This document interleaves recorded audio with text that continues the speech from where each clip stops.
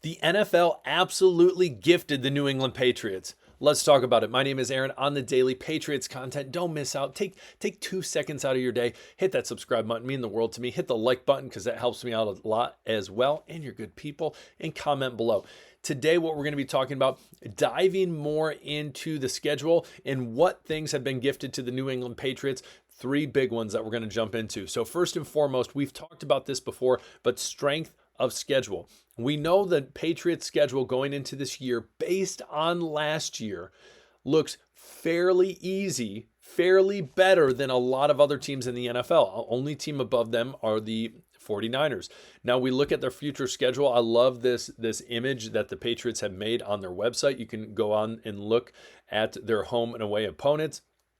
Now the official schedule will come out tomorrow, but we see, listen, Browns, what the heck are they doing at quarterback? Dolphins, Jets, what in the world? New York Giants, have mercy. Panthers, holy cow. Raiders, what's going on there? Saints, who the heck's your quarterback now? Because it ain't Derek Carr. The Titans, a lot of bad teams on this schedule. A lot of good teams too. The Bills, the Ravens. You look at someone like the Buccaneers that have been, surprising people, even though that division has not played up to, I think, a lot of people's expectations. And then the Cincinnati Bengals, who want revenge on last year. So we know, we've talked about this. Strength of schedule is the Patriots have one of the easiest going into this 2025 season. That's the first and foremost. But the thing that people aren't talking about as much is the strength and schedule paired with the miles traveled. Now, this is a matrix right here that shows, hey, the Patriots, based on their strength of schedule, and then they are one of, I believe, number 4, the number 4 on this list when it comes to least traveled teams, which is interesting. You see at that bottom right corner, you see the Detroit Lions. Listen, they might travel the least, but they have one of the hardest schedules in the NFL this upcoming year. And then obviously you look at that left side of the chart, and a lot of those teams, you look at the 49ers, the Seahawks, both teams in LA, they are traveling much farther, obviously, because they are way on the West Coast. But you look at this, and the biggest places that the Patriots are going to be traveling are to Tampa Bay and to Miami. And you have to hope that Andreas Borgalis, that warm weather helps him. And great point. This is a side little comment. Someone mentioned, yeah, he might be good, but can he kick in the cold? Yes, great point. Hopefully he can. But again, you look at this chart, understanding, hey, there is a correlation between teams that, hey, we got to travel a ton. We're on the road a ton. It's draining. It is hard. And a lot of people forget that. So when you have a lot of travel paired with, hey, we also have a very tough schedule, that can be draining on a team and can make it more difficult. Also, too, another thing that's going to be interesting to see is where where we talk about bye weeks and where that is sprinkled in for different teams, because that also plays a huge factor. But again, do not belittle the fact that the Patriots, one, first and foremost, strength of schedule is one of the easiest. Two, they of all the teams, they travel one of the least coming into this year. Also big for the Patriots.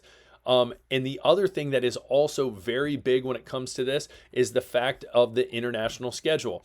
Now, 2 years in a row, the Patriots have had games across the pond, whatever you want to call it.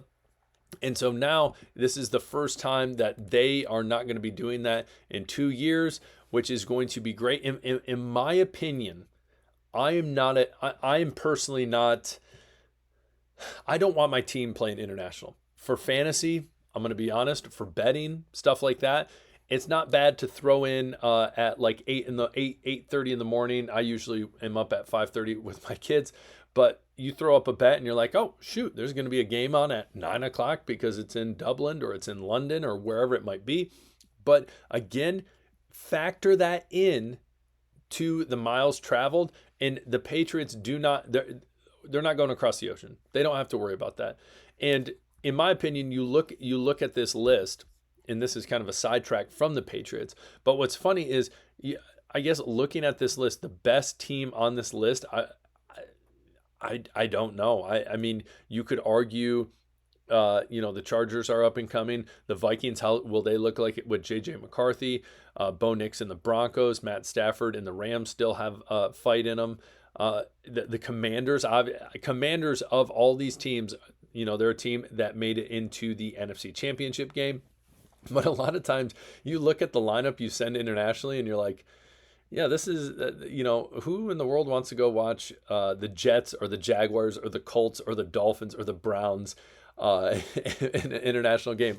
Granted, when you're playing a game somewhere else, people just want to watch football, and it's that lure, that's bringing them in. So it's like, I don't care who it is. That's me at the beginning of college football, just football in general. It's like, I want to watch football right now. USFL or UFL, I watch highlights, but that's about it. But when it comes to, you're creeping into August and you got some random game against New Mexico State and UMass, pretty sure they played last year. Check it out.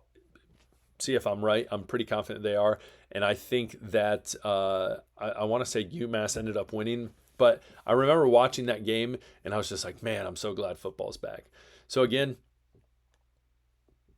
they're going to watch football. They're going to enjoy the game. But of these three things, what are you most excited for? Again, the strength of schedule seeming easier, the less travel, or the no international game. Again, I would tell you the strength of schedule, I think, is going to be the biggest factor for this team. And I also think why the Patriots can make that Commanders turnaround. Commies, my fault. We call them commies on this channel.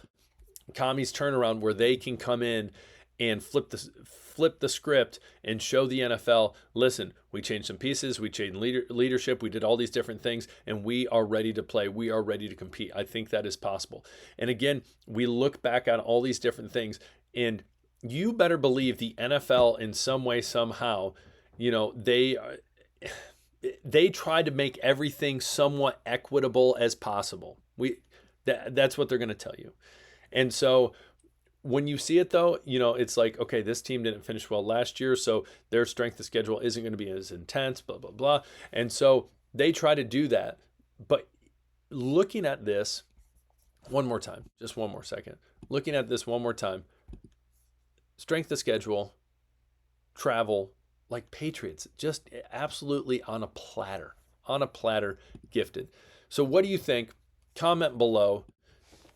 You think it's truly a gift? You think it's just coincidence? What about international games? What do you think about it? I would like to know. So comment below. Again, if you haven't, hit that subscribe button on your way out. We'll talk later. Peace.